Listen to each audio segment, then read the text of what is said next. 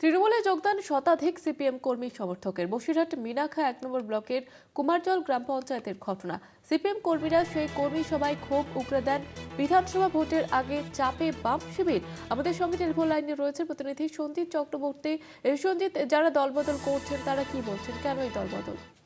দেখো, উত্তর চব্বিশ পরগনার মিনাখালী কুমারজলের যে সিপিএম পার্টির সদস্য গোলাম হোসেন, তার আর নেতা কর্মী সমর্থক প্রায় 100 জন তৃণমূলে যোগদান করেন। তিনি যেটা দাবি করেছেন, অর্থাৎ সেখানে তৃণমূলের একটা নবনির্বাচিত ব্লক সভাপতি সাইফুদ্দিন গাজীর নেতৃত্বে একটা কর্মী সভা ছিল, সেই কর্মী সভা এসে যোগদান করেন গোলাম হোসেন গাজী। তিনি দাবি করেছেন যে মুখ্যমন্ত্রীর যে একাধিক সামাজিক প্রকল্প রয়েছে তার উন্নয়নের শরিক হতেই তারা কিন্তু আজকে যোগদান করলেন, মোটামুটি একটি বিভেদকামী দলকে রুখতে, এবং সেই দলের তাতেই তারা যোগদান করলেন।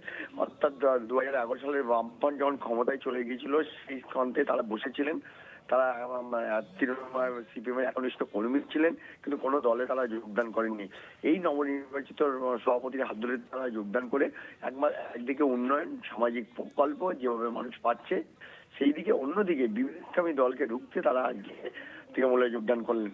এমনটাই দাবি করেছেন দল ত্যাগী সিপিএম কর্মী অর্থাৎ পার্টির সদস্য গোলাম হোসেন গাজী।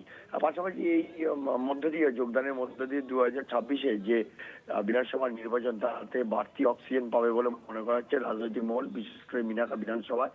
ইতিমধ্যে যোগদানের মধ্য দিয়ে তারা এই বার্তা দিয়েছেন। পাশাপাশি তৃণমূল নেতৃত্ব দাবি করেছেন যে উন্নয়নের শরিক হতেই তারা কিন্তু আজকে সিপিএম কাজ করতে পারছিল না, যার কারণে তৃণমূলে যোগদান করেছেন।